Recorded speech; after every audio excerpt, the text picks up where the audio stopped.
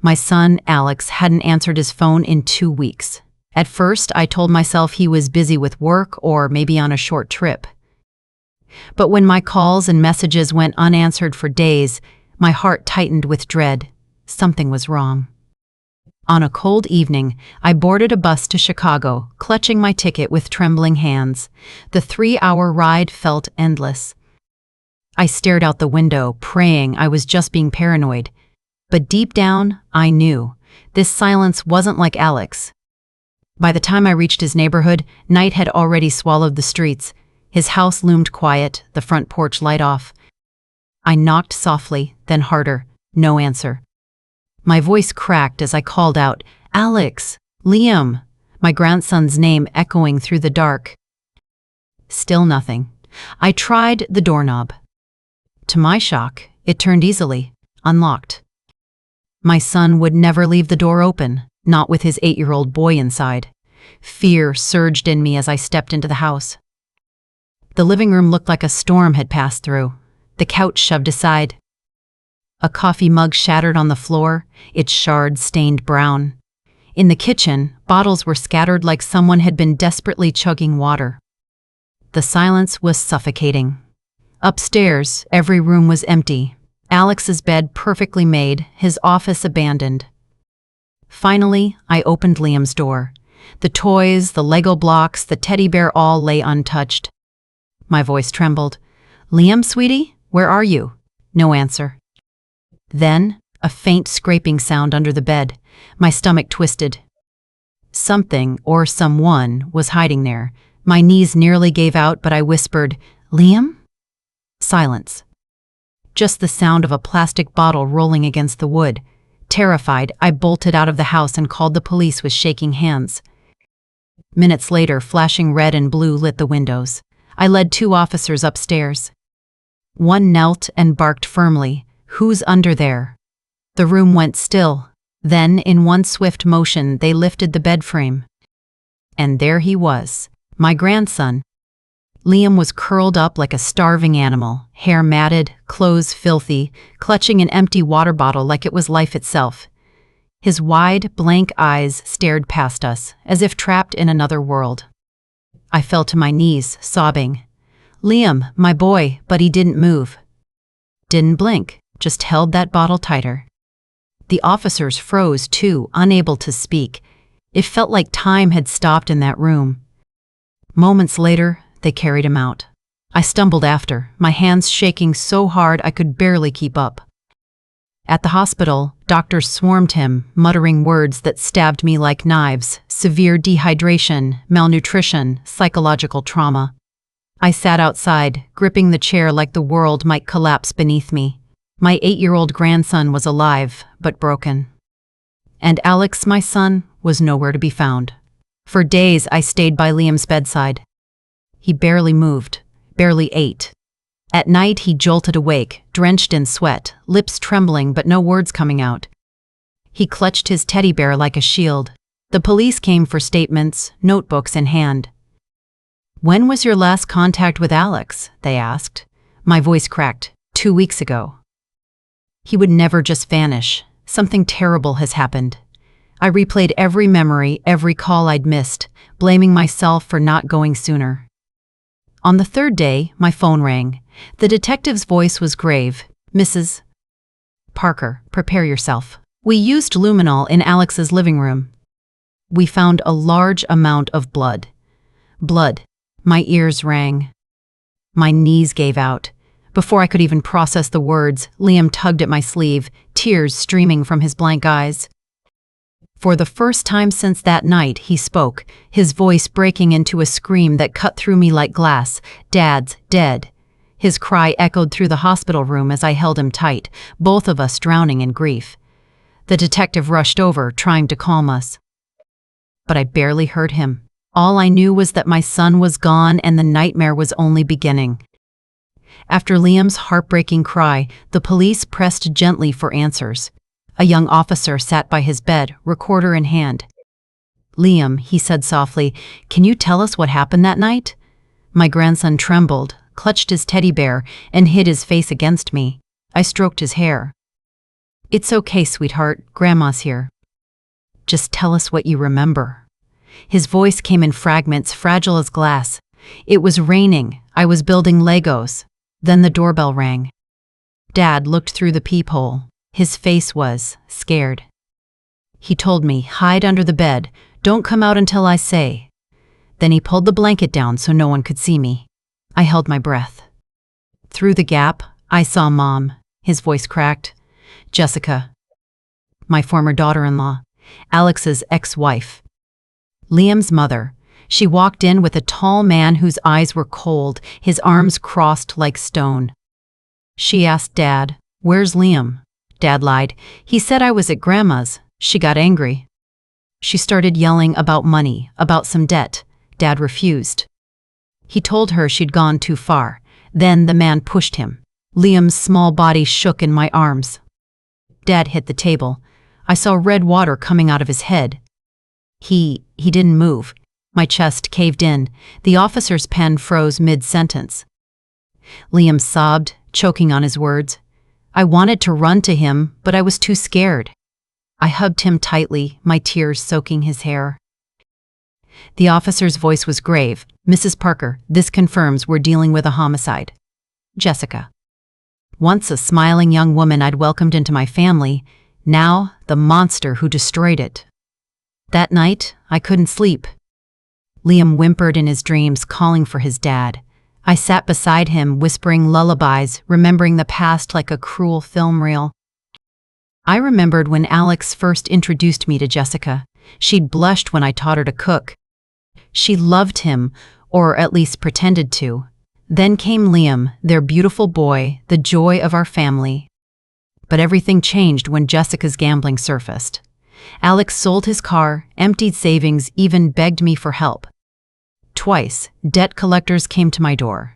I gave up my retirement savings to keep them safe. I saw Jessica grow bitter, violent. I saw Liam cower when she screamed at him for spilling milk. I saw Alex cry on the phone, whispering, "Mom, I'm scared for Liam."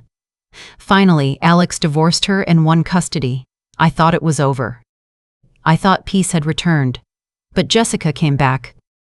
And this time, she brought death. The next morning, detectives called me to the station. Their faces were grim as they showed me grainy security footage from a neighbor's camera. A dark truck parked outside Alex's house the night of the storm. In the bed, under a tarp, something long was loaded. Minutes later, the truck vanished into the night. One officer muttered, "This model is often used by local loan sharks. We're checking traffic cams." My stomach twisted. Jessica, the tall man, the tarp. I knew what it meant, but I couldn't say it aloud. Later, we visited Alex's house again. The yellow tape still flapped across the porch. Inside, the bloodstain glowed faintly under luminol. My legs shook as I stood where my son had fallen. A frail neighbor, Mrs. Rose, approached nervously with her cane. "Helen, that night, I heard yelling, furniture breaking." I wanted to call the police, but I was afraid. Her guilt mirrored mine. If only I'd come sooner. Days passed like shadows. Then another call from the precinct. They'd found Jessica's old apartment. The landlady told us Jessica vanished 2 weeks ago with a massive suitcase, running. As we turned to leave, a scar-faced man appeared, demanding, "Where's Jessica? She owes me money." The detective's eyes narrowed. The man admitted he was a loan shark. Jessica had promised him a large sum in 2 weeks. I froze. 2 weeks, the same time Alex disappeared. The pieces fit together in a horrifying puzzle. That night, as I watched Liam sleep, another memory struck me like lightning. Years ago, Alex proudly showed me a life insurance policy. "If anything happens, Jessica and Liam will be safe," he'd said. Jessica was still the beneficiary. My hands shook as I called the detective. She knew about the policy. She killed him for the money. The next day, officers found the folder in Alex's study. Jessica's name printed clearly as the sole beneficiary. It was the motive, undeniable. When they told me, rage unlike anything I'd ever felt surged through me. Jessica had gambled away her soul, traded love for money, and stolen my son's life. Soon after, police found a frozen goods warehouse on the outskirts, an old hideout for the gang tied to that truck. My heart pounded when the call came late that night. "Mrs. Parker, we found a body." I collapsed, unable to breathe. The next morning, they drove me to the morgue. My shawl trembled in my grip as they pulled back the sheet. There he was, Alex, my son, my beautiful boy. His face pale, but still him. I touched his cold forehead, whispering, "My son, oh God, my son." The examiner's words were distant thunder, severe head trauma. Time of death, the night of the storm. Liam's story was true, every horrifying word. Days later, detectives called again. They'd found Jessica's jacket and a blood-stained blanket in the truck. DNA confirmed it. It was Alex's blood. Jessica was now the prime suspect. And I knew justice was close. The accomplice was caught first. He denied everything until the evidence crushed him. To save himself, he revealed Jessica's hiding place, an abandoned house on the city's edge. I shook as I remembered the last words Jessica ever spoke to me before the divorce. "Stay out of it, Helen. This is between me and Alex." But it was never just between them. She dragged us all into her darkness. Finally, police arrested her. Not in some dramatic chase, but in a dingy copy shop trying to forge documents to flee the city. When I saw her in handcuffs, hair matted, face hollow, I felt a mix of fury and pity. This was the woman who once laughed with my son in my kitchen, the mother who gave birth to Liam. Now nothing more than a stranger shackled by her own greed. Her trial was swift. The courtroom was heavy with silence as the prosecutor laid out the evidence, the truck footage, the bloodstains, the insurance policy. And then, the recording of Liam's trembling voice, describing the night his father died. Hearing it again crushed me. Liam clung to me, his face buried in his teddy bear, while I whispered, "You're brave, sweetheart." So brave. When Jessica was asked to respond, she snapped, screaming, "I didn't mean to kill him. I just wanted the money." No one believed her. Her accomplice turned on her instantly. "You planned it. You told me to push him. You told me we'd hide the body and get rich off the insurance." The courtroom gasped. Jessica broke down sobbing, but the damage was done. The judge's voice rang out, cold and final. "Jessica Parker, guilty of first-degree murder and fraud, sentenced to life without parole. Her accomplice received 20 years. I wept, clutching Liam, whispering, "It's over, my boy. Your dad has justice now." But even as the gavel fell, I knew the wounds in our hearts would take far longer to heal. After the trial, the weight of justice felt both heavy and hollow. Jessica was locked away, sentenced to spend the rest of her life behind bars. But no verdict could bring Alex back. That night, when the courthouse emptied and the reporters dispersed, I sat in the car with Liam's tiny hand in mine. He was only 8, but his eyes carried the weight of everything he'd witnessed. He didn't speak. He just clutched his teddy bear and stared out the window, as if searching for his father in the city lights. I whispered to him, "Your dad loved you more than anything in this world. And I promise you, I'll keep you safe. You'll never be alone." He leaned against me, silent, but I felt the tremor in his little body. In the weeks that followed, I closed up Alex's house. Walking through those rooms one last time broke me. The laughter, the family dinners, the quiet evenings, they were all ghosts now. I packed away the toys, folded the clothes, and locked the door forever. Liam moved in with me in my small town. At first, he barely spoke. At night, he woke up screaming, drenched in sweat. Sometimes he cried silently into his pillow, whispering for his dad. I tried everything: warm meals, bedtime stories, long walks in the park. But the shadows of that stormy night followed him everywhere. Finally, I took him to therapy. A kind young psychologist with gentle eyes worked with him week after week. Progress was slow, but little by little, I saw pieces of my grandson return.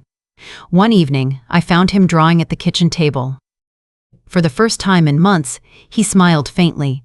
"What's that, sweetheart?" I asked. "It's Dad," he said softly. The picture was simple stick figures under a big yellow sun.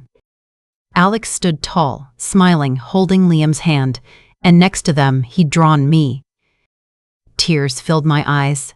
"It's beautiful," I whispered, hugging him close. From that day, I knew healing was possible. Still, I couldn't escape the memories. Late at night, when Liam slept peacefully beside me, I sat by the window and stared at the moon. I thought of Alex's last words to me on the phone, his tired laugh, "Mom, I'm fine." Just a lot of work. If only I'd pushed harder, asked more questions, gone sooner. The guilt gnawed at me, but I learned to turn it into resolve. Because Liam needed me, I became both grandmother and mother. I walked him to school, cooked his favorite meals, and told him stories about Alex as a boy. I told him about the time his dad broke my vase and tried to tape it back together, or how he once got lost chasing a kite, only to come home covered in mud but smiling ear to ear. "Your dad was silly sometimes," I'd say, stroking Liam's hair, "but he always tried his best. Just like you." Liam would listen quietly, holding his teddy bear, but I noticed the light in his eyes growing stronger with each story. Months passed. Seasons changed. Slowly, life stitched itself back together, though the scar would never fade. When the anniversary of Alex's death arrived, I took Liam to the cemetery.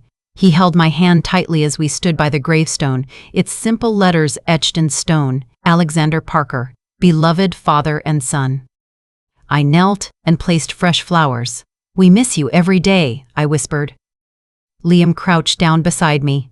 For a long moment, he said nothing. Then, in a trembling voice, he whispered, "I'll make you proud, Dad." My chest broke all over again, but I smiled through the tears. "He already is proud, Liam." "So am I."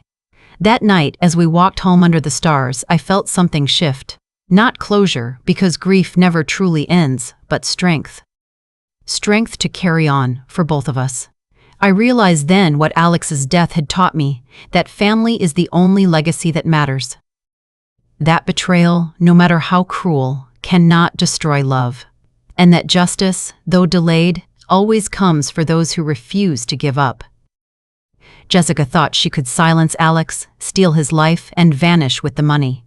But she underestimated the power of truth, the truth told through the voice of her own child. And she underestimated me, a mother who would walk through fire to protect what remained of her family.